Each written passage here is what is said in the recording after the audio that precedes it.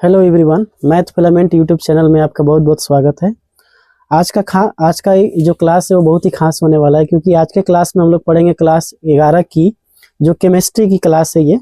और इस क्लास में हम लोग पढ़ेंगे अगला लेक्चर, जिसको हम सेकेंड लेक्चर के नाम से जानेंगे, क्योंकि इसके पहले मैंने केमिस्ट्री का फर्स्ट लेक्चर आपको बताया था, जिसमें हमने केमिस्ट्री के बारे में, परिचय के बारे में आपको समझाया था। वहाँ पे मैंने आपको बताया था कि रसायन शास्त्र का क्या मतलब होता है, रसायन शास्त्र है क्या, रसायन शास्त्र कितने प्रकार के होते हैं। उसके बाद हमारी क्लास 11th में केमिस्ट्री का क्या सिलेबस था, क्या पाठ्यक्रम था, उसके बारे में हमने आपको समझा दिया था। तो आपने अगर उस वीडियो को नहीं देखा है तो सबसे पहले आप जो प्लेलिस्ट है उसमें बनी हुई है complete chemistry classes for 11th class, आप उसमें जाकर पहले उस वाले पहले वीडियो को जरूर एक बार देख के आ जाइए, ताकि ये वाला वीडियो आपको अच्छे से समझ में आ सके। आज का जो क्लास है हम लोग उसमें, क्योंकि उस वाले क्लास में हमने थोड़ा बहुत आपको समझाया था कि पदार्थ क्या है ना। तो पदार्थ के बारे में बताया था कि पदार्थ एक वैसा वस्तु होता है जो एक, सबसे पहले तो उसमें द्रव्यमान होना चाहिए, उसमें कुछ ना कुछ द्रव्यमान होना चाहिए और वो कुछ स्थान घेरना चाहिए। द्रव्यमान हो और स्थान घेरता हो, और साथ ही साथ हमारे ज्ञानेंद्रियों के द्वारा, यानी हमारी जितनी भी ज्ञानेंद्रियां है, 5 ज्ञानेंद्रियां है, आंख, कान, नाक, जीभ, त्वचा, तो इन ज्ञानेंद्रियों के द्वारा हम उसकी पहचान भी कर सके या उसको महसूस भी कर सके, तो उसको हम कहते थे पदार्थ। ठीक है। फिर हमने आपको उसमें बताया था कि पूरे ब्रह्मांड में 2 तरह की चीजें हो सकती है। एक ऐसी चीजें हो सकती है जिसका जो हमें देख सकती है, जिसको हम विजिबल कह सकते हैं, जो अदृश्य है, और एक ऐसी चीज होगी जिसको हम देख नहीं सकते, वो अदृश्य है, जिसको हमको अब जो देख सकते हैं वो हमारा पदार्थ है, और जो नहीं दिखता है वो हमारा एनर्जी है, ऊर्जा है। ये बातें हमने पिछले वाले वीडियो में कराया था। उसके बाद हमने आपको वहां पे समझाया था कि हम लोग पदार्थ का वर्गीकरण करेंगे, पदार्थ का क्लासिफिकेशन करेंगे। ठीक है ना। तो आइए आप हेडिंग लगाइए अपने कॉपी पे, पदार्थ का वर्गीकरण, पदार्थ का वर्गीकरण। हेडिंग है अपना पदार्थ का वर्गीकरण, जिसको हम हेडिंग लगाएंगे क्लासिफिकेशन ऑफ मैटर। क्लासिफिकेशन, आराम से एकदम लिखिएगा, ठीक है। क्लासिफिकेशन ऑफ मैटर, ठीक है। पदार्थ का वर्गीकरण हम लोग करने जा रहे हैं यहाँ पे। तो पदार्थ का वर्गीकरण यानी पदार्थ को कितने भागों में बांटा जा सकता है, उसके बारे में आज का क्लास हम लोग पढ़ेंगे। जैसे जैसे जो भी पदार्थ का वर्गीकरण में जो हमारे सिलेबस में आता जाएगा, जैसे ठोस, द्रव, गैस, जो भी हो, हम सबको अच्छे से एकदम पढ़ते हुए चलेंगे एक एक करके। तो आप लोग कॉपी और कलम साथ में लेके बैठिए, मेरे साथ आप नोट्स भी बनाते चलेंगे, ठीक है ना। तो पदार्थ का वर्गीकरण क्या है, पदार्थ का वर्गीकरण यानी पदार्थ को हम लोग कैसे बांटेंगे। तो पदार्थ को बांटने के लिए सबसे पहले हम इसको 2 भागों में बांटते हैं। पहला भाग को हम कहते हैं भौतिक वर्गीकरण। इसका क्या नाम है? भौतिक वर्गीकरण। अब भौतिक वर्गीकरण जिसको हम कहते हैं फिजिकल क्लासिफिकेशन, क्या कहते हैं इसको? Physical classification. तो फिजिकल क्लासिफिकेशन में पदार्थ को एक तो बांटेंगे, यानी भौतिक आधार पे पदार्थ के कितने भाग होते हैं हम इसको बांटेंगे, ठीक है ना। क्लासिफिकेशन, ये हमारा होगा पदार्थ का पहला वर्गीकरण, जिसको हम भौतिक आधार पे कहेंगे। दूसरा जो हमारा वर्गीकरण होगा वो हमारा रासायनिक आधार पे होगा, तो उसको हम कहेंगे रासायनिक वर्गीकरण, ठीक है। रासायनिक वर्गीकरण, जिसमें हम पदार्थ को रसायन के आधार पे पदार्थ कितने प्रकार के होते हैं उसको बांटेंगे। इसको हम इंग्लिश में कहते हैं केमिकल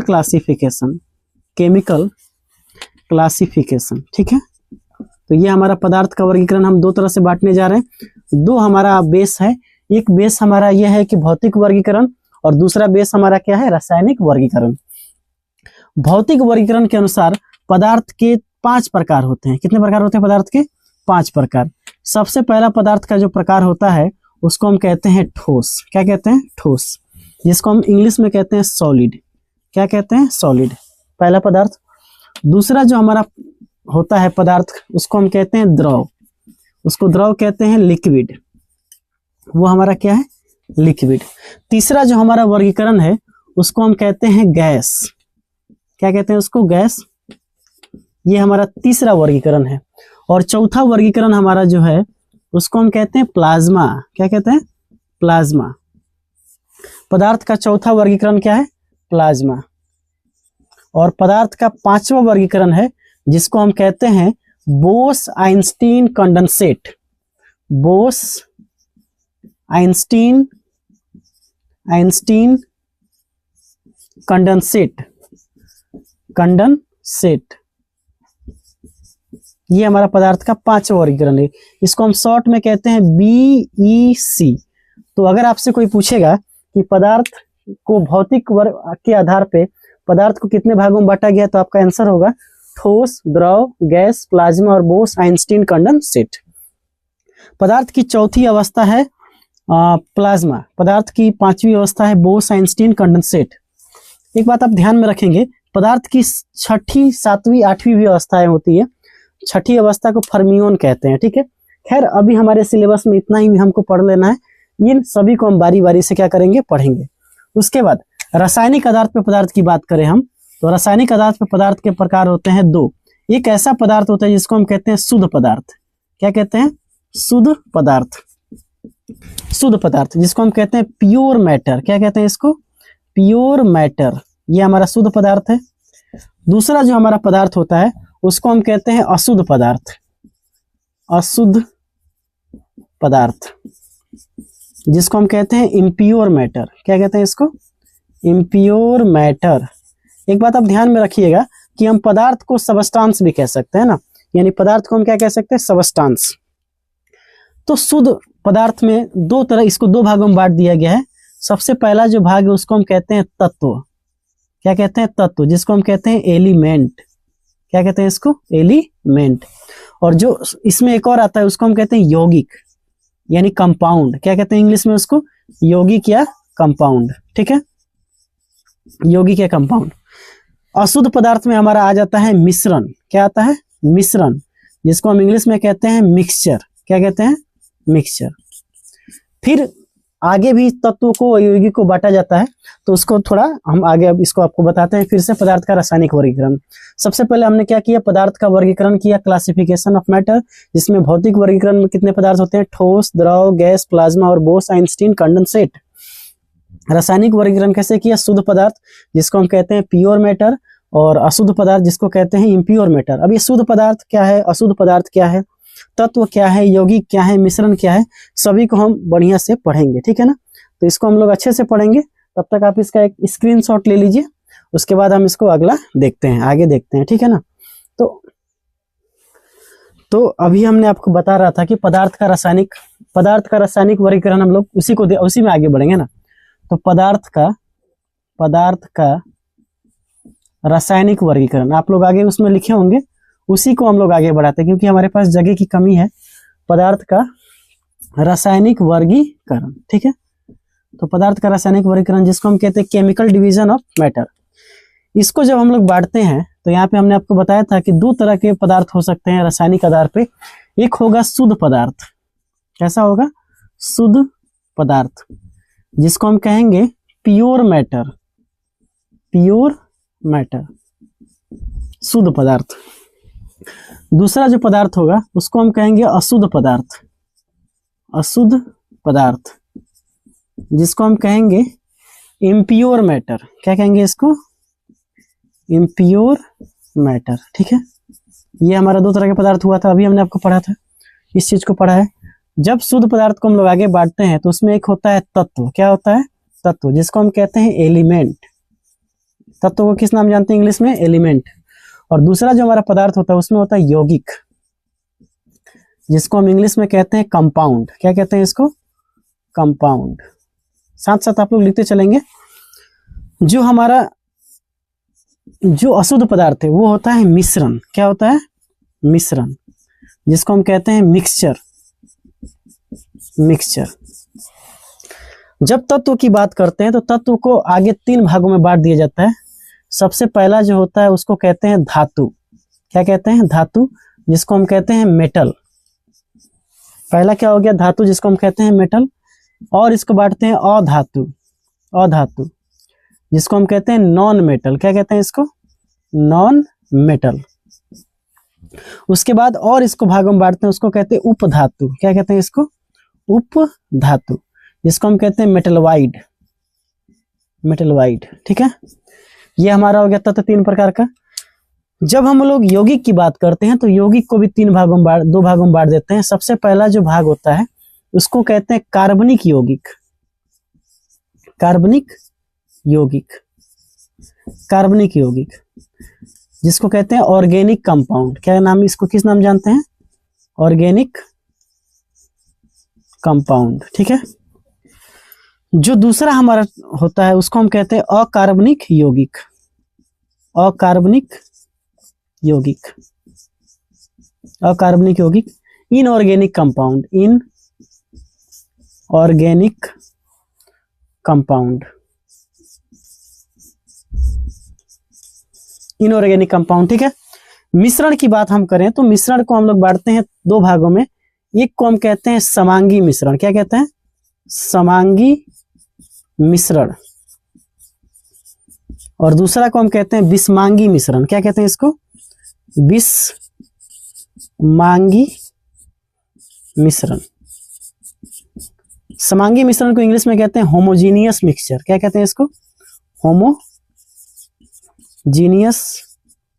मिक्सचर। और इसको कहते हैं हेट्रोजीनियस मिक्सचर। Heterogeneous mixture. तो ये हमारा पदार्थ का रासायनिक वर्गीकरण हुआ, जिसमें हम लोगों ने पदार्थ को बांटा है दो भागों में। पहला है शुद्ध पदार्थ जिसको कहते हैं प्योर मैटर, और दूसरा है अशुद्ध पदार्थ जिसको कहते हैं इम्प्योर मैटर। शुद्ध पदार्थ को कितने भागों में बांट दिया? दो भागों में, जिसको हम कहते हैं तत्व और दूसरा कहते हैं यौगिक, ठीक है। तत्व को कितने भागों में बांट दिया? तीन भागों में, धातु, अधातु और उपधातु, मेटल, नॉन मेटल और मेटल वाइट। फिर यौगिक को हमने दो भागों में बांट दिया, जिसको कहते हैं कार्बनिक यौगिक, ऑर्गेनिक कंपाउंड, और अकार्बनिक यौगिक यानी वैसा यौगिक जो कार्बन और हाइड्रोजन से मिलकर बना होगा, उसको तो हम कार्बनिक यौगिक नाम दे देंगे। लेकिन वैसा यौगिक जो कार्बन और हाइड्रोजन से नहीं मिलकर बना होगा, किसी अन्य मतलब तत्वों से मिलकर बना होगा, उसको कहेंगे इनऑर्गेनिक कंपाउंड यानी अकार्बनिक यौगिक। अशुद्ध पदार्थ में मिश्रण, समांगी मिश्रण का मतलब होता है कि समांगी मिश्रण में ये वैसा मिक्सचर होता है जिसमें हम किसी दो या दो से अधिक पदार्थों को मिला के बनाते हैं मिश्रण। तो एक हो गया होमो, एक हो गया हेट्रो। तो होमो मतलब होता है कि जब हम किसी दो या दो से अधिक वस्तुओं को या विलयनों को जब मिलाते हैं, जब दो या दो पदार्थों को आपस में मिला देते हैं, तो हमें कौन पदार्थ पहला है और कौन पदार्थ दूसरा है, उन दोनों की पहचान हम नहीं कर पाए। जैसे पानी में अगर चीनी नमक मिला दिया जाए तो पानी कहाँ है, चीनी कहाँ है और नमक कहाँ है, इसकी पहचान करना मुश्किल हो जाए, तो उसको हम कहते हैं होमोजीनियस मिक्सचर। लेकिन अगर चावल में अगर बालू के कंकड़ मिला दिया जाए या चावल में दाल मिला दिया जाए बिना बनाया हुआ, तब हम लोग इसको इजीली पहचान कर सकते हैं। यानी ये वैसा मिश्रण होता है जिसमें दो या दो से अधिक पदार्थों को जो मिलाया गया है उसकी अलग अलग पहचान हो सके, ठीक है। तो बारी बारी से हम लोग पढ़ेंगे इसके बारे में, आप लोग है ना, ध्यान रखिएगा। तो ये हमारा हो गया पदार्थ का रासायनिक वर्गीकरण, इसको आप लोग नोट कीजिए, फिर हम लोग आगे बढ़ते हैं। तो अब हम लोग पढ़ना शुरू करेंगे पदार्थ का भौतिक वर्गीकरण, ठीक है ना। और पदार्थ का भौतिक वर्गीकरण हमने किया था, जिसमें किया था ठोस, द्रव, गैस, प्लाज्मा और बोस-आइंस्टीन कंडेंसेट। तो ये जो पांचों अवस्थाएं होती है भौतिक आधार पे पदार्थ की, उन सभी के बारे में हम लोग पढ़ेंगे। तो आप लोग यहाँ पे एक नोट लिखिए, पदार्थ का लिखेंगे आप लोग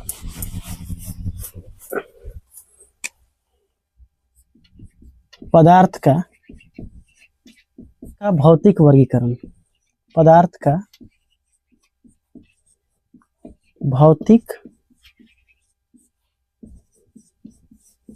वर्गीकरण।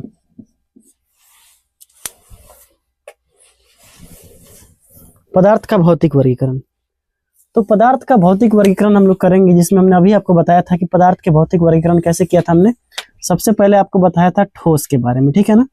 फिर हमने आपको बताया था द्रव के बारे में, फिर हमने आपको बताया था गैस के बारे में, फिर हमने आपको बताया था प्लाज्मा के बारे में, और फिर हमने आपको बताया था BEC यानी बोस-आइंस्टीन कंडेंसेट के बारे में। तो बारी बारी से हम लोग पढ़ना शुरू करेंगे। सबसे पहले ठोस के बारे में, ठीक है। तो ये हमारा फर्स्ट नंबर होगा, उसके बाद पढ़ेंगे द्रव, उसके बाद पढ़ेंगे गैस, उसके बाद पढ़ेंगे प्लाज्मा और फिर पढ़ेंगे बोस-आइंस्टीन कंडेंसेट। इसका एक और नाम है बोस-आइंस्टीन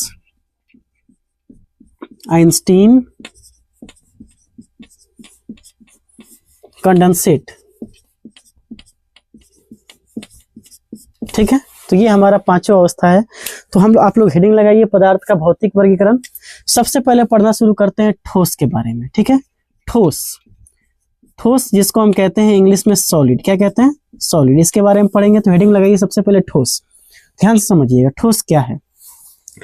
पदार्थ की वैसी अवस्था, पदार्थ की वैसी अवस्था जिसमें आकार और आयतन दोनों निश्चित होता है, उसे हम ठोस कहते हैं। तो इस बात को लिखेंगे हम लोग कि पदार्थ की वैसी अवस्था, वैसी अवस्था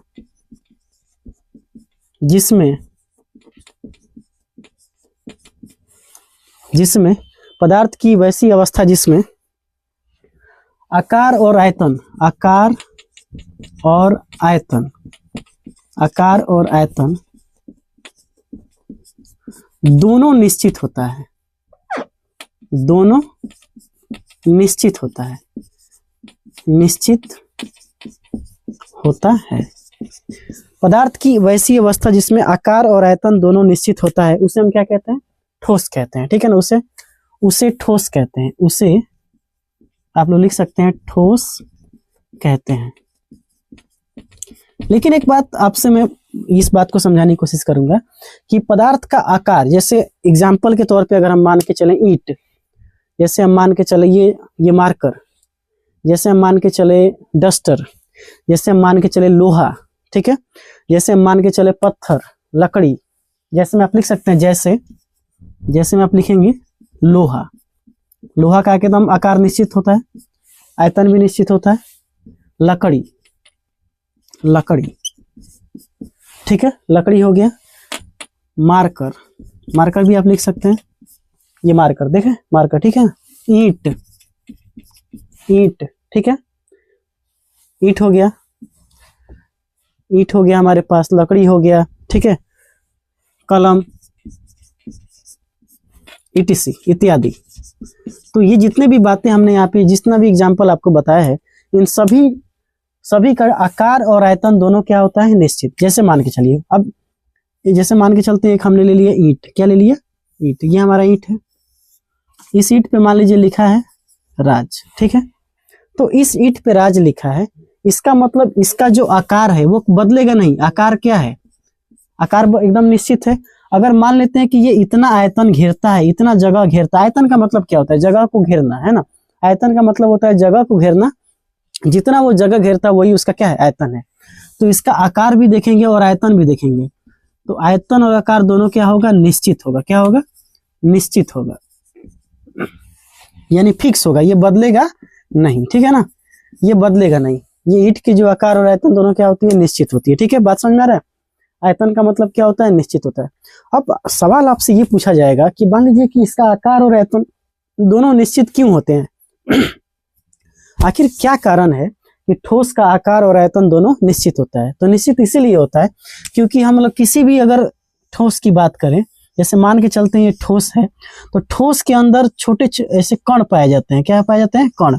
और कणों की जो बीच की जो गैप होती है, जिसको हम कहते हैं खाली स्थान, कणों के बीच का जो गैप हुआ है, एक दूसरे के बीच का जो कणों के गैप है, जो खाली स्थान है, वो एकदम कम होता है, बहुत कम, नेग्लिजिबल एकदम होता है, नगण्य होता है। कितना होता है, नगण्य। देखिए इसमें ये ठोस है, ठोस के कणों की आप बीच की दूरी देखेंगे तो बहुत कम है, ठीक है ना। और कणों के बीच जो ये कण हो गया, एक कण ये हो गया, एक कण ये हो गया, ये कण एक दूसरे को अपने तरफ बांध के रखे हैं, ये कण एक दूसरे को अपनी तरफ बांध के रखे। देखिए ये कण अपने एक दूसरे को क्या करे, बांध के रखे हैं। इसका मतलब ये कणों के बीच का जो आकर्षण बल है वो बहुत ज्यादा है, कणों के बीच आकर्षण बल बहुत ज्यादा है। इनके बीच की दूरी, इनके बीच का जो खाली स्थान है वो भी कम है, और ये अपने जगह पे बस ऐसे रह सकते हैं, बस कंपन कर सकते हैं, कंपन करेंगे लेकिन ये छोड़ के नहीं जा सकते हैं। बस कंपन कर सकते हैं लेकिन छोड़ के नहीं जा सकते, बस कंपन करेंगे ऐसे।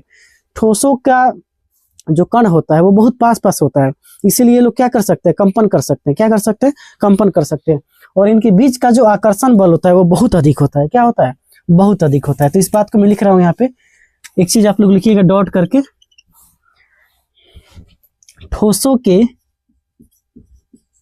ठोस के कणों के बीच की दूरी, कणों के बीच की दूरी बहुत ही कम होती है, बहुत ही कम होती है, बहुत ही कम होती है।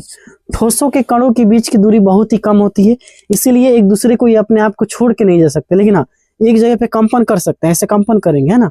ठोसों के कणों के बीच की दूरी बहुत कम होती है, लेकिन लेकिन लेकिन यह केवल कंपन कर सकती है, यह केवल क्या कर सकती है, कंपन कर सकती है, कंपन कर सकती है। बात समझ में आ रहा है। तो केवल कंपन कर सकती है, लेकिन इतनी इनकी बीच की दूरी इतनी कम है कि ये केवल हिल डुल सकते हैं, बस अपने जगह को छोड़ के नहीं जा सकते हैं, ठीक है ना। बात समझ में आ रहा है आपको। अब कणों के बीच की दूरी इतनी कम क्यों है, इसीलिए इतनी कम है क्योंकि ठोस के कणों के बीच जो आकर्षण बल काम कर रहा है वो बहुत ज्यादा होता है। तो यहाँ पर आप उसको भी लिख सकते हैं, ठोस के कणों के बीच लगने वाला आकर्षण बल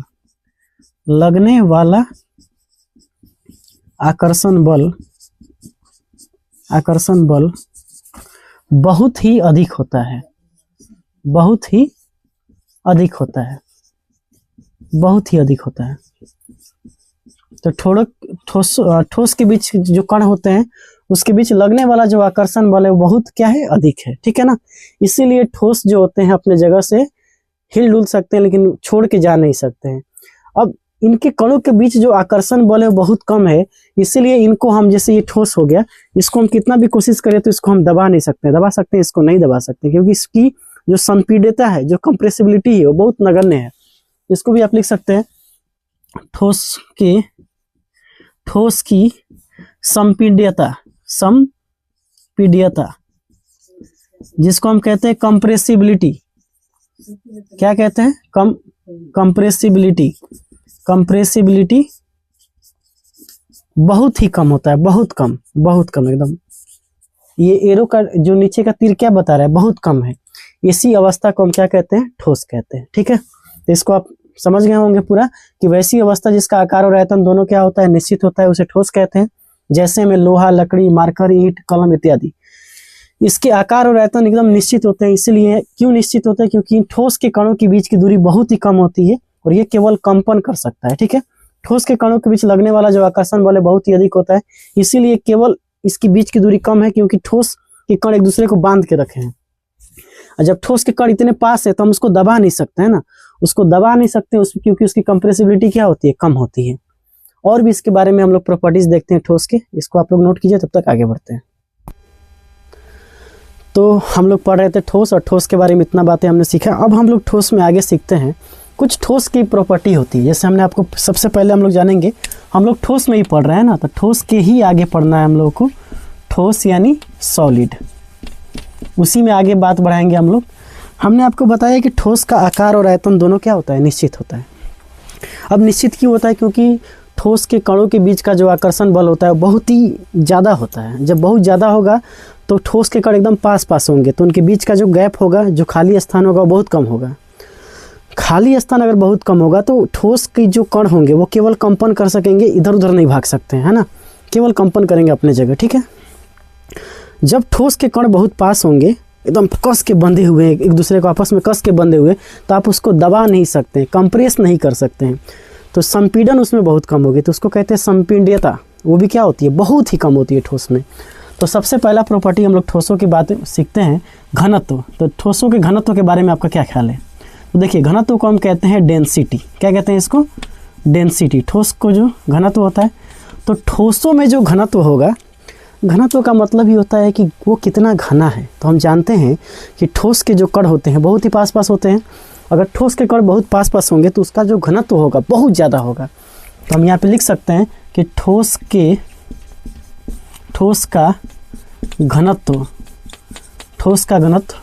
बहुत उच्च होता है, बहुत उच्च होता है। ठोस का जो घनत्व होता है क्या होता है, बहुत उच्च होता है। क्यों होता है उच्च, क्योंकि ठोसों के जो कण होते हैं, ठोस के जो कण होंगे, जैसे ये मान के चलिए ये ठोस हो गया, तो ठोस के जो कण होंगे एकदम पास होंगे, और जब पास होंगे तो वो बहुत ज़्यादा घना होंगे, और बहुत ज़्यादा घना होंगे तो उनका घनत्व क्या रहेगा, बहुत ऊंच रहेगा, ठीक है। बस समझ में आ गया। दूसरा जो प्रॉपर्टी है ठोस के घनत्व के बारे में, उसको हम कहते हैं संपीड्यता। क्या कहते हैं उसको, संपीड्यता। संपीड्यता, संपीड्यता को इंग्लिश में कहते हैं कंप्रेसिबिलिटी। क्या कहते हैं इसको? कंप्रेसिबिलिटी। कंप्रेसिबिलिटी, कंप्रेसिबिलिटी का मतलब ये हुआ कि ठोस के कण की हम ध्यान से देखें यहाँ पे, तो ठोस के कण क्या है? बहुत पास पास है। जब ठोस के कण बहुत पास पास है तो उसमें घनत्व उसका ज़्यादा होगा, तो घनत्व ज़्यादा होगा तो हम इसको दबाना चाहेंगे तो दबेगा नहीं, इसका संपीड़न बहुत कम होगा, इसको हम कंप्रेस नहीं कर सकते, दबा नहीं सकते हैं, तो इसका जो संपीड्यता होती है बहुत ही कम होता है। क्या होता है? बहुत ही कम, बहुत ही कम होगा, ठीक है ना। तो ठोस का जो संपीड्यता होगा वो क्या होगा? बहुत ही कम होगा, ठीक है। अगली प्रॉपर्टी समझते हैं, इसका पढ़ते हैं अंतराण्विक आकर्षण बल। अंतराण्विक आकर्षण बल। अब हम लोग ठोस के और जो अणुओं के बीच जो आकर्षण बल होता है वो कैसा होता है? इसको हम बोलते हैं इंट्रामोलिकुलर अट्रैक्टिव फोर्स। क्या बोलते हैं इसको? Intra molecular attractive force. Attractive force. तो देखिए, हम जानते हैं कि ठोस के जो कण होते हैं वो बहुत ही पास पास होते हैं। ये जो ठोस के कण हैं, आप ठोस के कणों को ध्यान से देखेंगे तो ठोस के कण एकदम पास पास है। ठोसों के कणों की बात करेंगे तो एकदम पास पास है। क्यों पास पास है? इनके बीच का जो खाली स्थान है बहुत ही कम है। खाली स्थान कम होने का वजह क्या है? क्योंकि इनके बीच का जो आकर्षण बल है वो बहुत ही ज़्यादा है। इन ठोस के कण एक दूसरे को अपनी तरफ एकदम खींच के रखे हुए हैं, वो भाग नहीं सकता इधर उधर। इसका मतलब इसका जो आकर्षण बल है बहुत ही ज़्यादा है। क्या है? बहुत ही ज़्यादा, अत्यधिक, बहुत ही ज़्यादा होता है। क्या होता है?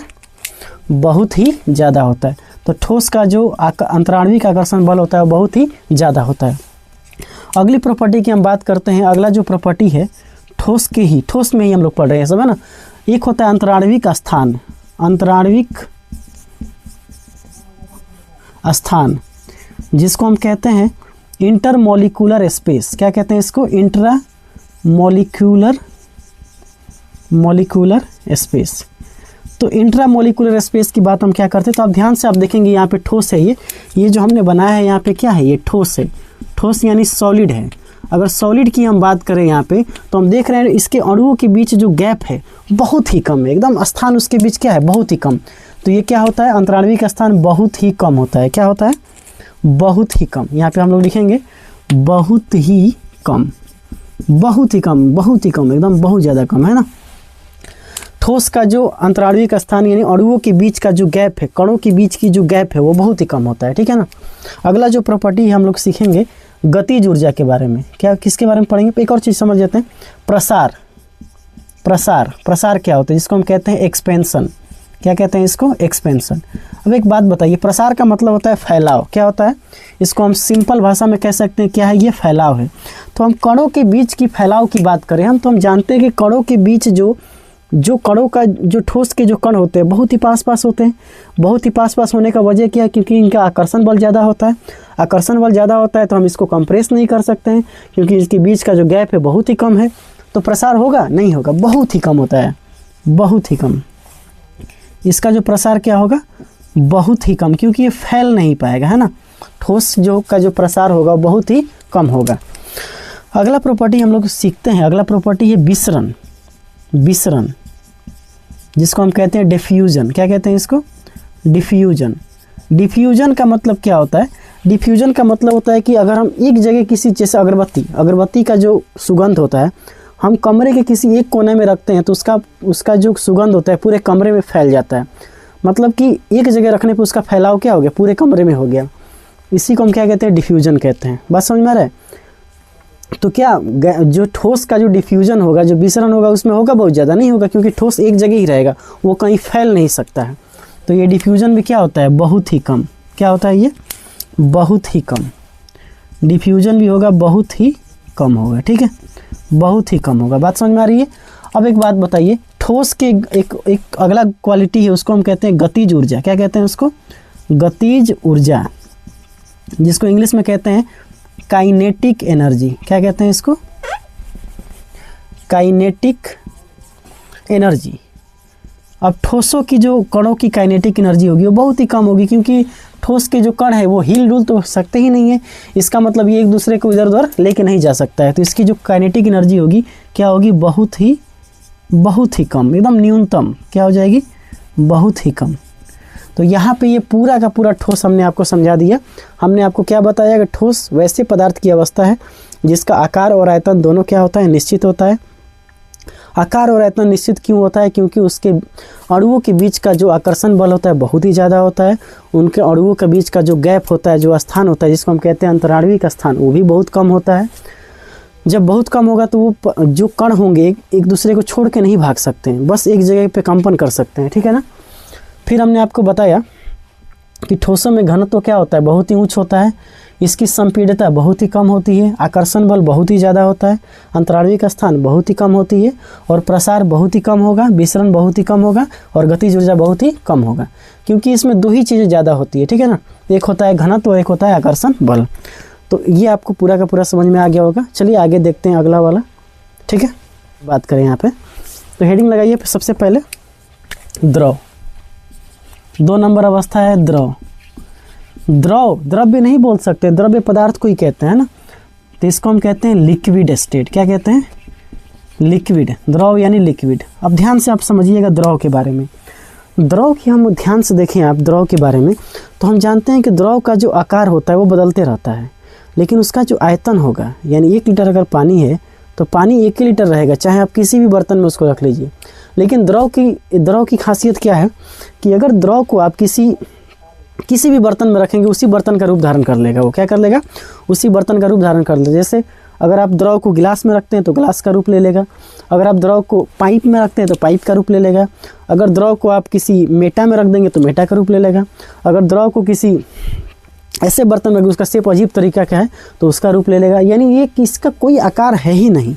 आइए इसको हम देख लेते हैं, ध्यान से समझिएगा। लिखेंगे द्रव के बारे में, आप लोग लिखिएगा कि पदार्थ की वैसी अवस्था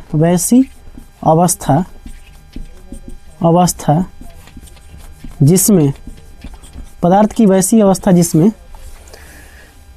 जिसका यहाँ पे क्या लिखेंगे, पदार्थ की वैसी अवस्था जिसका आकार अनिश्चित होता है। आकार कैसा होता है, अनिश्चित, फिक्स नहीं है ये, अनिश्चित। आकार अनिश्चित, लेकिन आकार अनिश्चित होता है, आकार अनिश्चित होता है, लेकिन उसका आयतन निश्चित होता है। आयतन क्या होता है, आयतन यानी वॉल्यूम। आयतन का मतलब क्या होता है, वॉल्यूम। ये शेप है ना, आयतन क्या होता है, निश्चित होता है, निश्चित होता है, ठीक है। उसे हम क्या कहते हैं, द्रव कहते हैं, उसे हम लोग द्रव कहते हैं। क्लियर है आप लोग को यहाँ पे। तो द्रव के बारे में हमने सीख लिया कि वैसा अवस्था जिसका आकार अनिश्चित होता है लेकिन उसका आयतन निश्चित होता है। अब द्रव के बारे में एक और बात हम आपको बताते हैं। द्रव, जिस बर्तन में द्रव को रखा जाता है, जिस पात्र में या बर्तन दोनों कह सकते हैं ना, जिस बर्तन में इसे रखते हैं, इसे मतलब द्रव को है ना, इसे रखते हैं उसी का रूप धारण कर लेता है, उसी का रूप धारण कर लेता है, धारण कर लेता है। समझ में आ रहा है। द्रव को आप जिस बर्तन में रखेंगे ये उसी का रूप धारण कर लेगा। बात समझ में आ रहा है। जैसे मैं आपको समझाता हूँ, मैंने एक पानी लिया, मैंने जल लिया, क्या लिया, जल, और जल मैंने ले लिया 1 लीटर। तो 1 लीटर जो हम कह रहे हैं ये इसका आयतन है। क्या है, आयतन है। आयतन का मतलब क्या होता है कि द्रव कितना स्थान घेर रहा है, तो 1 लीटर स्थान ये घेर लेगा, ठीक है ना। तो ये हो गया आयतन। तो आप आयतन के बारे में ध्यान से ये कह सकते हैं कि आयतन तो निश्चित होता है यार। 1 लीटर अगर पानी है तो उसको आप किसी भी बर्तन में रखोगे तो वो हमेशा 1 ही लीटर रहेगा, वो हमेशा क्या रहेगा, 1 ही लीटर रहेगा। जैसे देखिए, अब द्रव को एक आदमी आया, वो क्या किया, एक ऐसे बर्तन में रख लिया, ठीक है ना, ऐसे बर्तन में पनिया 1 ही लीटर है। पनिया कितना है, 1 ही लीटर। कोई आया, उठा ऐसा बर्तन में रख लिया उसको, ऐसा बर्तन में, तो पनिया 1 ही लीटर, 1 लीटर पानी को रखा है उसने। कोई आया और उसको ऐसे बर्तन में रख लिया, इस बर्तन में, ठीक है। कोई आया अजीबोगरीब बर्तन लेके आ गया, इससे ऐसा बर्तन कोई ला दिया। पनिया 1 ही लीटर है, ठीक है ना, पानी 1 ही लीटर है। तो 1 लीटर पानी को आप देखिए, कोई आया ऐसा बर्तन में रख दिया, तो पानी कितना है 1 लीटर। तो आप देख रहे हैं 1 लीटर पानी को आप जिस जिस जगह पे रखेंगे, मान लीजिए आपने इसमें रखा है, ठीक है ना, इसमें रखा तो ये इसका रूप धारण कर लिया। इस बर्तन में रखा तो आपने इसका रूप धारण कर लिया। इस बर्तन में आपने रखा तो ये इसका रूप धारण कर लिया। इस बर्तन में रखेंगे तो इसका रूप धारण कर लेगा, और इस बर्तन में रखेंगे तो ये इसका रूप धारण कर लेगा, ठीक है ना। यानी द्रव का कोई आकार भी अनिश्चित है। यहाँ पे देखिए आप ध्यान से इस चीज़ को हाईलाइट कर रहा हूँ। आकार क्या है इसका, अनिश्चित है, लेकिन इसका आयतन जो है वो निश्चित होता है, और जिस पात्र या बर्तन में हम इसको रखते हैं ये उसी का रूप धारण कर लेता है। तो ये है आपका द्रव। अब द्रव में आप ध्यान से देखेंगे तो द्रव का जो बात हम करेंगे इसमें, तो इसका जो आकर्षण बल होगा वो ठोस की अपेक्षा कम होगा। क्यों? क्योंकि ठोस के अणु एकदम पास पास हैं, लेकिन द्रव के जो अणु है वो उतने पास पास नहीं है जितने ठोस में हैं। और जब अणु पास पास जब नहीं है, जैसे एक और बात समझ लीजिए यहाँ पे एक और बात आप ध्यान समझिएगा कि इसमें जो आकर्षण बल जो होगा वो ठोसों की अपेक्षा तो बहुत कम होगा, इतना तो गारंटी है। अब जब इसके आकर्षण बल बहुत कम होगा तो उसमें होगा क्या कि इसके कणों के बीच लगने वाला आकर्षण बल ठोस की अपेक्षा कम होता है, लेकिन ये समय सीमा के अनुसार इसकी जो कण होती, इसके समय सीमा जितना इसकी होगी, जैसे मान लीजिए 1 लीटर पानी है, उसकी समय सीमा जो होगी, जो उसका सीमा होगी वो उसी सीमा तक फिक्स रहेगा। उसका सीमा फिक्स होता है। जैसे मान लीजिए 1 लीटर पानी को अपने से गिरा दिया ज़मीन पे, तो एक निश्चित जगह पे निश्चित जगह तक फैलेगा। यानी पूरा 1 लीटर पानी पूरा सिवान जिला में फैल गया, ऐसे तो नहीं ना हो सकता है। उसका एक निश्चित सीमा है, लिमिट है, उसी लिमिट तक वो पानी क्या कर सकता है, फैल सकता है। बात समझ में आ रहा है? तो यहाँ पे एक और बात मैं लिख रहा हूँ, द्रव, देखिएगा, द्रव के कणों के बीच का आकर्षण बल, द्रव के कणों के बीच का आकर्षण बल ठोस की अपेक्षा बहुत कम होता है। ठोस की अपेक्षा कम होता है। ठोस की अपेक्षा क्या होता है, कम होता है। तो हम यहाँ पे देख रहे हैं कि द्रव के कणों के बीच का जो आकर्षण बल है वो ठोस की अपेक्षा कम होता है। ध्यान से देखिए, एक एग्जाम्पल से समझते हैं। जैसे ये हो गया आपका द्रव, इसके कण ऐसे हैं, देखिए इतने गैप पे हैं, इतने दूरी पर हैं, ठीक है। लेकिन अगर ऐसा ही एक ठोस ले लेते हैं तो इसके कण एकदम पास पास हैं, एकदम पास पास, ठीक है, एकदम पास पास। तो आप क्या देखेंगे यहाँ पे, ये है द्रव, क्या है ये, द्रव, लिक्विड है, और ये क्या है, ठोस है, ठीक है। तो आप यहाँ पे ध्यान से देख रहे हैं कि द्रव के कणों के बीच का जो आकर्षण बल है ठोस की अपेक्षा तो कम है, इसीलिए ये है इनका प्रसार होगा, ठोस से ज़्यादा प्रसार होगा, ठोस से ज़्यादा ये फैलेगा। इनका बीच का जो आंतराणविक आकर्षण बल है वो भी ठोस से ज़्यादा होगा। तो अब यहाँ पे आपने सब समझ गया ये द्रव क्या होता है। द्रव के बारे में और भी प्रॉपर्टी सीखेंगे, तो यहाँ तक आप नोट कीजिए, तब तक आगे। तो देखिए दोस्तों, हम लोग द्रव पढ़ रहे थे, तो हमने आपको बताया है कि द्रव में आकार अनिश्चित होता है और आयतन निश्चित होता है। अब आकार अनिश्चित और आयतन निश्चित होता है, इसका कारण क्या है, क्यों ऐसा होता है। तो देखिए आप ध्यान से देखेंगे ठोस के बारे में, तो ठोस के जो आप कण आप देख रहे हैं, ठोस का जो कण है, ठोस का कण एकदम पास पास है, एकदम पास पास रहेगा। जब ठोस के कण बहुत पास पास रहेंगे तो उसके बीच का जो आकर्षण बल होगा वो बहुत ही ज़्यादा होगा। और द्रव की आप देखेंगे तो द्रव में देखिए इसके जो कण है थोड़े दूर दूर पे हैं। तो सबसे पहला कारण हमने आपको ये लिखा कि द्रव के कणों की बीच की दूरी ठोस की अपेक्षा कम होती है, क्योंकि ठोस का जो कण होते हैं एकदम कम दूरी पे होंगे, और द्रव के जो कण है जो ज़्यादा दूरी पे होंगे। तो सबसे पहला कारण ये है कि आकार अनिश्चित और आयतन निश्चित होने का, कि द्रव के कणों के बीच की दूरी ठोस की अपेक्षा क्या होती है, कम होती है। दूसरा कारण समझिए, दूसरा कारण क्या है। दूसरा कारण ये है कि द्रव के कणों के बीच का आकर्षण बल, द्रव के कणों के बीच का आकर्षण बल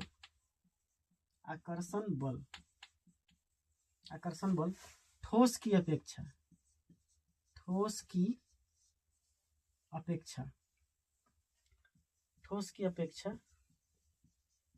द्रव के कणों के बीच का आकर्षण बल ठोस की अपेक्षा क्या होती है, कम होती है। क्योंकि ठोस में जो आकर्षण बल होता है वो ज्यादा होता है, लेकिन द्रव में आकर्षण बल ठोस की अपेक्षा क्या होती है, कम होती है। इसके जो मॉलिक्यूल हैं ये एक दूसरे को एकदम खींच के रखे हैं ना, ये एक दूसरे को क्या करके रखे हैं, खींच के रखे हैं, लेकिन इसके मॉलिक्यूल उतना खींच के नहीं रख रहे हैं। इसीलिए इनके बीच का जो कणों के बीच की जो दूरी है वो क्या है, ज्यादा है। कणों के बीच की दूरी क्या है, ज्यादा है। द्रव के कणों के बीच लगने वाला जो आकर्षण बल है वो ठोस की अपेक्षा क्या होता है, कम होता है। और एक और कारण ये है कि द्रव के जो कण होते हैं, द्रव के जो कण उसकी सीमा के अंदर स्वतंत्र गति कर सकते हैं। जैसे आप ध्यान से समझिए, इसका मतलब क्या, पहले मैं इसको लिखता हूँ, है ना।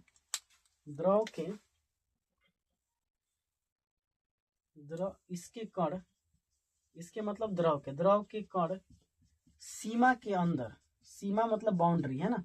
सीमा मतलब क्या होता है, बाउंड्री। सीमा यानी बाउंड्री के अंदर स्वतंत्र गति कर सकते हैं, स्वतंत्र गति कर सकते हैं। यानी द्रव के जो कण होंगे वो सीमा के अंदर, जैसे मान लीजिए हमने ये पानी हो गया, है ना। तो पानी का जो फैलना है, पानी जो फैलता है वो एक सीमा के अंदर तक फैलेगा। पानी का फैलाव एक सीमा के अंदर होगा। एक लोटा अगर पानी की हम बात करें तो मान लेते हैं कि उसका सीमा इतना है, उसकी बाउंड्री इतना है, तो वो इतना तक ही फैल सकता है।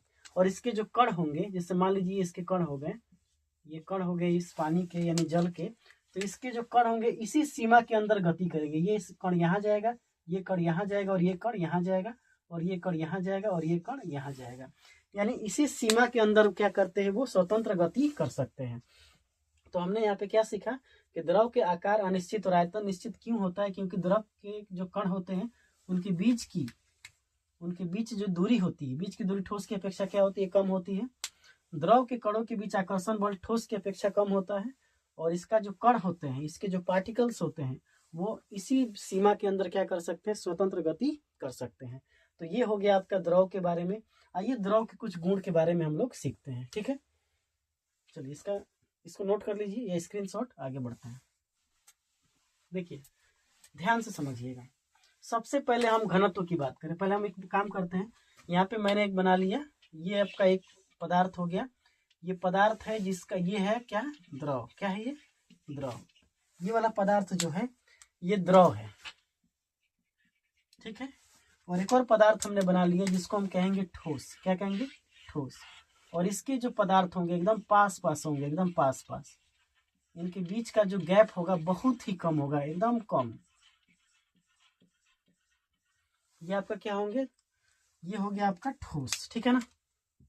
ये आपका ठोस हो गया। अब देखिए ध्यान समझिएगा, सबसे पहले हम घनत्व की बात करते हैं ना, क्योंकि उसमें घनत्व की बात किए थे। तो सबसे पहला पॉइंट क्या हो जाएगा, घनत्व, जिसको हम डेंसिटी कह रहे थे। क्या कह रहे थे, डेंसिटी। तो डेंसिटी हम ध्यान से देखेंगे अगर यहाँ पे, तो डेंसिटी की बात करें, कौन ज्यादा घना है, इसके कण ज्यादा घना है कि इसके कण ज्यादा घना है। तो आप ध्यान से देखेंगे, इसमें घना ज्यादा है, ये घना है, ये कम घना है। तो हम ये कह सकते हैं कि द्रव का घनत्व ठोस की अपेक्षा कम होते हैं। द्रव का जो घनत्व होगा ठोस की अपेक्षा कम होगा, ठोस की अपेक्षा कम होगा, कम होता है।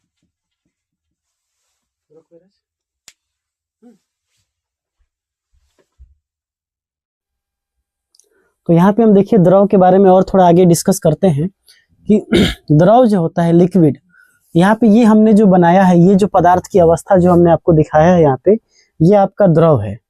और यहाँ जो पदार्थ की अवस्था आपको दिखाई दे रही है ये ठोस है। तो इसमें हम सबसे पहला डिस्कस करते हैं घनत्व के बारे में। तो घनत्व में आप ध्यान से देखेंगे कि द्रव का जो घनत्व है, मतलब कि अगर घनत्व का मतलब क्या होता है, कौन ज्यादा घना है, कौन ज्यादा डेंस दिख रहा है आपको। तो द्रव में आप देखेंगे कि ये वाला बहुत कम घना है और ये वाला जो है बहुत ज्यादा घना है। इसका मतलब घनत्व की बात करें हम तो द्रव का जो घनत्व होगा ठोस की अपेक्षा क्या हो जाएगा, कम हो जाएगा, ठीक है। अगला पॉइंट डिस्कस करते हैं, घनत्व के बारे में समझ गए। दूसरा पॉइंट हम डिस्कस ये करते हैं कि अंतराण्विक आकर्षण बल, अंतराण्विक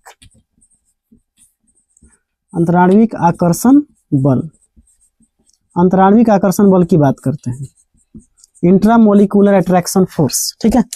तो यहाँ पे इंट्रामोलिकुलर अट्रैक्शन फोर्स यानी अंतराण्विक आकर्षण बल की हम जब बात करेंगे तो आप देखेंगे कि इसके जो मॉलिक्यूल है इसमें खिंचाव बहुत कम है, बहुत कम खिंचाव है, ये एक दूसरे को बहुत कम खींच रहा है।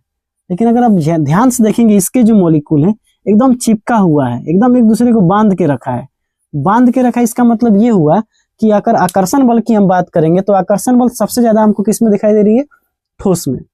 द्रव में बहुत कम दिखाई दे रही है। तो हम यहाँ पे कह सकते हैं कि द्रव का अंतराण्विक आकर्षण बल, द्रव का अंतराण्विक आकर्षण बल ठोस की अपेक्षा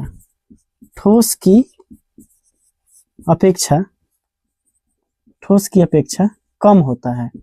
ठोस की अपेक्षा क्या होता है? कम होता है, क्योंकि ठोस का ज्यादा होगा और द्रव का क्या हो जाएगा? कम हो जाएगा। अंतराण्विक आकर्षण बल, अगर हम दो कणों के बीच की गैप को देखें, दो कणों का बीच का जो खाली स्थान की बात करें उसको हम कहते हैं अंतराण्विक स्थान। क्या कहते हैं? अंतराण्विक स्थान, इंट्रामोलिकुलर स्पेस। तो अंतराण्विक स्थान की बात हम ध्यान से देखें तो यहाँ पे हम अंतराण्विक स्थान की बात अगर करें हम, तो इसमें कम गैप आपको दिखाई देगा। कणों के बीच का जो गैप होगा वो ठोस में कम दिखाई देगा लेकिन द्रव में ज्यादा दिखाई देगा। इसका मतलब ये हुआ कि इसकी बात अगर हम करेंगे तो द्रव का जो आकर्षण बल होगा, स्थान होगा, वो ज्यादा होगा किससे? ठोस से। किससे वो ज्यादा होगा? ठोस से। यानी हम ये कह सकते हैं कि द्रव का अंतराण्विक स्थान ज्यादा होता है ठोस से। या इसको आप लिख भी सकते हैं, मैं लिख ही दे रहा हूं, छोड़िए, ऐसे आपको नहीं समझ में आ रहा है तो। द्रव का अंतराण्विक स्थान ठोस से ज्यादा होता है। ठोस से क्या होगा? ज्यादा। ठोस से ज्यादा, ठीक है। ठोस से क्या है? ज्यादा है। चौथा बात अगर हम करें ध्यान से, जिसको हम कहते हैं संपीड्यता। क्या कहते हैं? संपीड्यता। कंप्रेसिबिलिटी। संपीड्यता का मतलब होता है कि हम अगर ठोस को दबाएं या द्रव को दबाएं तो कौन दब जाएगा? तो आप ध्यान से देखेंगे द्रव का जो मॉलिक्यूल है वो दूर दूर है, इसके बीच खाली स्थान है। तो खाली स्थान है तो इसको जब हम दबाएंगे यानी इस पर प्रेशर लगाएंगे, दाब लगाएंगे तो ये दबेगा, ठोस नहीं दब पाएगा। इसका मतलब इसमें भी हम बात करें तो द्रव का संपीड्यता ठोस से ज्यादा होगा। ठोस से क्या होगा? ज्यादा, क्योंकि ठोस दब नहीं सकता है लेकिन द्रव दब जाएगा, ठीक है। अगला पॉइंट अगर हम ध्यान से देखें, अगला पॉइंट क्या है? गतिज ऊर्जा। गतिज ऊर्जा की बात करें हम तो गतिज ऊर्जा मतलब कौन सा मॉलिक्यूल को दौड़ने के लिए कौन दौड़ सकता है, इधर उधर भागने वाला कौन मॉलिक्यूल होगा। जब हम पानी को गर्म करते हैं तब ध्यान से देखे होंगे कि नीचे वाला जो कण है वो ऊपर भागने लगता है और ऊपर वाला कण नीचे आने लगता है। इसका मतलब कणों की गति क्या हो रही है? लेकिन इसमें कणों की गति तो हो सकती है, कण एक दूसरे इधर उधर भाग सकते हैं, लेकिन इसमें कणों की गति नहीं हो सकती है। क्यों? क्योंकि ये सीमा के अंदर तो स्वतंत्र गति करते हैं, लेकिन ठोस जो होते हैं वो सीमा के अंदर गति नहीं कर सकते हैं, लेकिन ये कंपन जरूर कर सकते हैं। तो ये कंपन नहीं करेंगे, ये गति करेंगे, ये केवल कंपन करेंगे, है ना। तो हम यहाँ पे ये भी कह सकते हैं कि द्रव की गतिज ऊर्जा ठोस से ज्यादा होगा। क्या हो जाएगा? ठोस से ज्यादा। ठोस से द्रव की गतिज ऊर्जा क्या हो जाएगी? ज्यादा हो जाएगी। बात समझ में आ रहा है आपको? अगला पॉइंट क्या है? अगला पॉइंट आपका हो गया घनत्व हो गया। अब हम लोग इसकी अंतराण्विक आकर्षण बल हो गया, स्थान हो गया, संपीडिता हो गया, गतिज ऊर्जा हो गया, है ना। अब हम बात करते हैं प्रसार के बारे में। प्रसार का मतलब होता है फैलाव। किसमें फैलाव ज्यादा होगा? तो पानी को गिराते हैं तो फैल जाता है जमीन पर, क्योंकि वो सीमा के अंदर स्वतंत्र गति कर सकता है, लेकिन ये सीमा के अंदर गति उति नहीं कर सकता, केवल कंपन कर सकता है। तो प्रसार की बात करें हम तो यहाँ पे भी हम ये लिख सकते हैं कि द्रव का प्रसार किससे ज्यादा हो जाएगा? ठोस से ज्यादा। ठोस से ज्यादा आपको ऐसे ही अपने नोट्स में लिखना है, ठीक है ना। ठोस से ज्यादा, इसीलिए हम आराम से लिख रहे हैं। अगला जो क्या है? विसरण। विसरण का मतलब होता है डिफ्यूजन, है ना। तो डिफ्यूजन क्या होता है? जब अगरबत्ती को हम एक कोने पे घर के कोने में जलाते हैं तो अगरबत्ती का सुगंध चारों ओर फैल जाता है, या परफ्यूम या इत्र का जो सुगंध होता है वो कमरे के चारों ओर फैल जाती है। ऐसा क्यों होता है? क्योंकि वो विसरण के कारण ही होता है ना। तो हम यहाँ पे ये भी कह सकते हैं कि द्रव का जो विसरण होगा, द्रव का विसरण ये फैल सकता है। अगर एक जगह पानी गिराएंगे तो कुछ दूरी तक तो जा सकता है ना अपने सीमा के अंदर, तो ये फैल सकता है। ठोस से ज्यादा होगा। क्या हो जाएगा? ठोस से ज्यादा। तो ये था आपका पूरा का पूरा द्रव के बारे में। द्रव के बारे में हमने आपको इतने पॉइंट बताया, आपको इतना पॉइंट ध्यान रखना है। अगला जो हमारा टॉपिक है वो है गैस, है ना। तो गैस के बारे में हम लोग पढ़ते हैं, ठीक है। तो अगला जो हमारा पदार्थ की अवस्था है जिसको हम कहते हैं गैस, क्या कहते हैं, गैस। तो गैस पदार्थ की तीसरी अवस्था है, इसके बारे में हम लोग डिस्कस करते हैं। तो अभी आप यहाँ पे ध्यान से समझिएगा, गैस की अगर बात करें हम तो इस पदार्थ की वैसी अवस्था लिखेंगे आप लोग, पदार्थ की वैसी अवस्था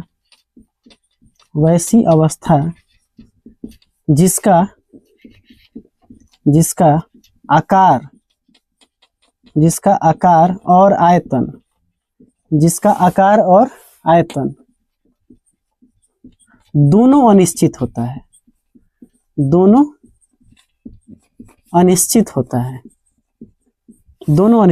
है, उसे क्या कहते हैं, गैस कहते हैं, उसे हम गैस कहते हैं।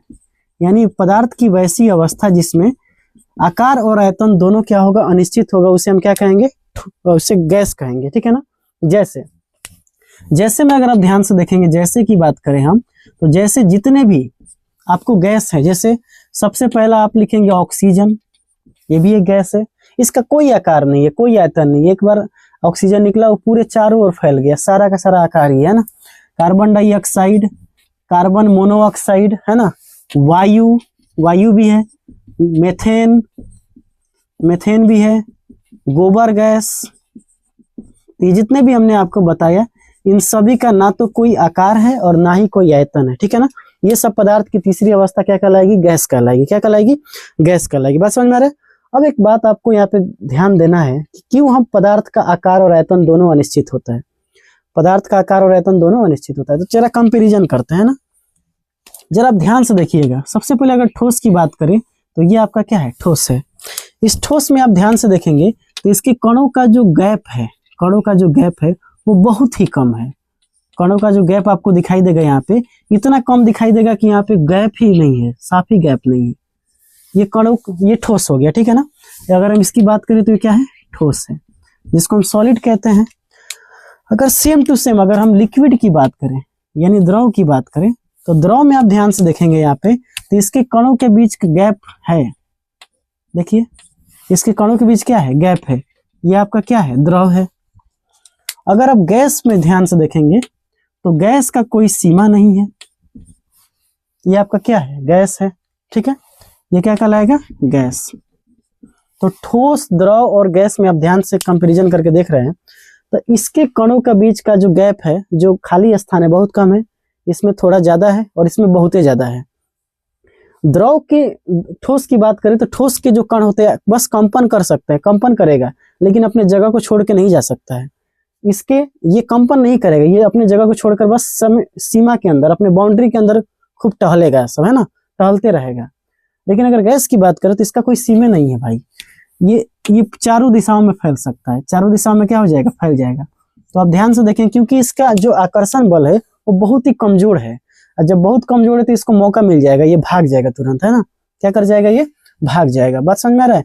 तो आकार और आयतन दोनों अनिश्चित क्यों होता है, क्योंकि इसके बीच लगने वाला जो आकर्षण बल है वो बहुत ही कम होता है, और कणों के बीच की जो खाली स्थान है बहुत ज्यादा होता है, और इसके कणों की जो सीमा है कोई सीमा ही नहीं है। बात समझ आ रहा है। तो यहाँ पे हम लिख देते हैं उस चीज को। सबसे पहला क्या हमने समझा कि गैस के कणों के बीच लगने वाला आकर्षण बल, गैस के कणों के बीच लगने वाला आकर्षण बल, अंतराणविक आकर्षण बल नगण्य होता है, एकदम नेग्लिजिबल होता है। क्या होता है, नेग्लिजिबल, एकदम नेग्लेक्ट कर सकते हैं उसको, होता ही नहीं है ना, नेग्लिजिबल होता है। कणों के बीच लगने वाला जो आकर्षण बल है बहुत ही एकदम नेग्लिजिबल होता है, और कणों को गति करने के लिए इसकी कोई बाउंड्री नहीं निर्धारित नहीं है यहाँ पे, ये पूरा दुनिया ही इन लोगों की बाउंड्री है, ठीक है ना। बात समझ में आ रहा है। तो इसके एक और बात हम लिख सकते हैं कि गैस के कणों के बीच की दूरी ज्यादा होती है, गैस के कणों के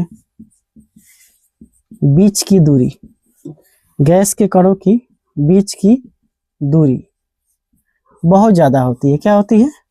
बहुत ज्यादा। अपवर्ड एरो क्या बता रहा है? बहुत ज्यादा होता है। क्या होता है? बहुत ज्यादा होता है। ठीक है ना।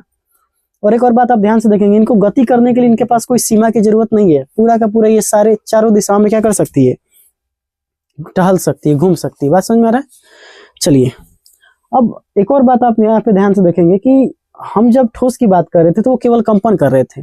द्रव की बात करें तो केवल सीमा के अंदर स्वतंत्र रूप से गति कर रहे थे। लेकिन गैस का कोई सीमा ही नहीं है, कोई सीमा नहीं है। आप लिख सकते हैं, आप कोई सीमा नहीं है। गैस को गति करने के लिए कोई सीमा नहीं है। गति करने के लिए तो अगर आपसे कोई पूछता है कि बताओ आकार और आयतन दोनों अनिश्चित क्यों होता है, तो क्योंकि हम ये जानते हैं कि इनका लगने वाला आकर्षण बल बहुत कम होता है, एकदम नेग्लिजिबल होता है। कणों के बीच की दूरी बहुत ज्यादा है और इनको गति करने के लिए कोई सीमा की जरूरत नहीं होती है। इसीलिए इनकी आकार और आयतन दोनों क्या होता है? अनिश्चित होता है। अब आइए इनकी सारी प्रॉपर्टीज को पढ़ लेते हैं। ठीक है ना। ध्यान से देखिएगा, आप इसको मिटा दें। अगर आप ध्यान से देखेंगे यहाँ पे, तो जो हमने 7 बातें ठोस में पढ़ा था, वही 7 बातें हम गैस के लिए भी पढ़ेंगे। और इसके बाद हमारा ये आखिरी जो होगा, यही हमारा आखिरी टॉपिक होगा आज पदार्थ की भौतिक अवस्था के पहला पार्ट 1 वीडियो में। ठीक है ना। इसके बाद अगले वीडियो में हम लोग और इसके बारे में डिटेल से पढ़ने की कोशिश करेंगे। तो सबसे पहला बिंदु हम लोग पढ़ते हैं, जिसका नाम है घनत्व। सबसे पहले क्या पढ़ेंगे? घनत्व के बारे में। तो पहले एक बार मैं ध्यान से आपको अब ठोस द्रव गैस एक बार बना देता हूं। ये जो आप देख रहे हैं, ये क्या कहलाएगा? ये ठोस कहलाएगा। आप लोग समझ गए होंगे, है ना। कितना बार हम लोगों ने बता दिया, ये क्या है? ये ठोस है। ठीक है। अगला जो हम देखेंगे यहाँ पे, ये आपको जो मॉलिक्यूल दिख रहा है, ये क्या है? द्रव है। और जो ये मॉलिक्यूल आपको यहाँ दिख रहा है, ये क्या है? गैस है। ये केवल कंपन कर सकते हैं। ठोस क्या कर सकते हैं? ठोस के कण बस कंपन कर सकते हैं, बट गति नहीं कर सकते हैं। द्रव के कण कंपन नहीं कर सकते हैं, केवल गति कर सकते हैं, लेकिन अपने बाउंड्री के अंदर ही। और गैस ये गति कर सकते हैं, लेकिन कोई बाउंड्री इनका नहीं है। ठीक है ना। तो जरा एक बात बताइए, घनत्व की बात अगर हम करेंगे तो कौन ज्यादा घना है? इसके पास तो घना ही नहीं है। इसके अणु तो बहुत दूर दूर है, बहुत दूर दूर। ये तो यहाँ है, बहुत दूर दूर है ना। इसका जो घनत्व होगा बहुत ही कम होगा। सबसे ज्यादा घनत्व किसका? ठोस का। उसके बाद द्रव, उसके बाद गैस। तो यहाँ पे हम कह सकते हैं कि गैस का घनत्व सबसे कम होता है। गैस का घनत्व क्या हो जाएगा? सबसे कम। क्या हो जाएगा? सबसे कम। गैस का घनत्व क्या होता है? सबसे कम होता है। दूसरा पॉइंट, घनत्व समझ गए। दूसरा हम पॉइंट लिखते हैं आकर्षण बल, अंतराण्विक आकर्षण बल। अंतराण्विक आकर्षण बल, अंतराण्विक आकर्षण बल, इंट्रामोलिकुलर अट्रैक्शन फोर्स, है ना। तो आप ध्यान से देखेंगे कि अंतराण्विक आकर्षण बल की अगर बात करें तो सबसे कम है, क्योंकि इनके कणों के बीच थोड़ा बल लग रहा है। इनके कणों के बीच बल लग रहा है, लेकिन इनके कणों के बीच कोई बल नहीं लग रहा है। इसीलिए तो ये स्वतंत्र गति कर रहे हैं और पूरे उनकी कोई सीमा ही नहीं रह रही है। तो ये भी क्या होता है? सबसे कम। सबसे कम होता है अंतराण्विक आकर्षण बल। तीसरा पॉइंट हम लोग यहाँ पे देख लेते हैं, अंतराण्विक स्थान। अंतराण्विक स्थान की बात करें हम, तो अंतराण्विक स्थान आप देखेंगे तो इनमें गैप कम है, उससे कम इसमें है, गैप उससे कम इसमें, और सबसे कम किसमें है? गैस में। तो ये भी क्या होगा? सबसे कम। सबसे ज्यादा क्या हो जाएगा? सबसे ज्यादा, है ना, क्योंकि इसमें सबसे कम है, उससे ज्यादा इसमें, उससे ज्यादा गैस में। ठीक है। अगला पॉइंट हम लोग समझते हैं, अंतराण्विक स्थान हो गया, घनत्व हो गया, गतिज ऊर्जा। गतिज ऊर्जा की बात करें हम, तो जैसे ही अगर हम ठोस को गर्म करेंगे तो उसके कण बस कंपन करेंगे। द्रव को गर्म करेंगे तो ये अपने सीमा में क्या करेंगे? गति करेंगे। लेकिन गैस को गर्म करेंगे तो ये तुरंत भागना शुरू कर देगा, है ना। यानी ये एकदम एक दूसरे से एकदम टकराने लगेगा। इसका मतलब इसका गतिज ऊर्जा क्या होता है? सबसे ज्यादा। ठीक है। तो गतिज ऊर्जा क्या होता है इसका? सबसे ज्यादा। पांचवा अगर हम ध्यान से देखें, इसकी प्रसार की बात करें हम, प्रसार की बात करें हम, तो प्रसार की अगर हम बात करें तो प्रसार जो होता है इसका, ये फैल जाता है। फैलना तो इसका इजीली काम है, तो ये भी क्या हो जाएगा? सबसे ज्यादा। सबसे ज्यादा। विसरण की बात करें, विसरण, विसरण, तो विसरण क्या होगा इसका, ये भी क्या होगा विसरण। एक तो गैस ही तो होता है, अगरबत्ती का जो सुगंध होगा, परफ्यूम होगा, वो तो गैस ही तो है। एक कमरे में हम उसको क्या करते हैं, मारते हैं तो पूरा चारों ओर फैल जाता है कि नहीं, तो ये क्या होगा, ये भी क्या होगा, सबसे ज्यादा, सबसे ज्यादा। और अगर सातवां जो हमारा पॉइंट है वो है संपीड्यता, कंप्रेसिबिलिटी, संपीड्यता, संपीड्यता है ना, कंप्रेसिबिलिटी। किसको हम दबा सकते हैं, गैस को दबाना थोड़ा मुश्किल है, द्रव को दबाना थोड़ा, और गैस ठोस की अपेक्षा आसान है, और गैस को तो आराम से दबा सकते हैं, ठीक है ना, आराम से दबा सकते हैं कि नहीं, क्योंकि इसीलिए दबा सकते हैं क्योंकि आपको पता है कि जो हम लोग गैस का सिलेंडर हमारा जो होता है, उसको जरा ध्यान से देखिएगा। गैस का जो हमारा सिलेंडर है, ये हमारा गैस का सिलेंडर है, ठीक है। इस सिलेंडर में हम लोग मान लेते हैं 5 किलो गैस भर दिए, ठीक है ना। और जब ये गैस खुलता है और जब यहाँ से गैस निकलना शुरू हो जाएगा, तो ये गैस 5 किलो गैस पूरे वातावरण में फैल जाता है कि नहीं। तो 5 किलो गैस का आप ध्यान से देखेंगे तो हमने उसको कंप्रेस करके इसमें हटा दिया था, और फिर इसको जब छोड़ रहे हैं तो ये इतना पूरे वायुमंडल में फैल जा रहा है। इसका मतलब ये हुआ कि हम गैस को कंप्रेस कर सकते हैं, संपीड़न कर सकते हैं, तो ये भी क्या हो जाएगा, सबसे ज्यादा, सबसे ज्यादा, ठीक है। तो ये था हमारा पूरा का पूरा आज का टॉपिक, पदार्थ के 3 अवस्था अभी हमने आपको पढ़ा कि ठोस, द्रव और गैस, जिसका हमने पूरा डिटेल से आपको समझा दिया। कल हम लोग पदार्थ की भौतिक अवस्था का अगला जो अवस्था है प्लाज्मा और बीईसी, उसके बारे में भी पढ़ेंगे, फिर सभी का कंपैरिजन करेंगे। तब तक के लिए इतना आप लोग देखिए, नोट्स बनाइए, मिलेंगे अगले क्लास में। जय हिंद।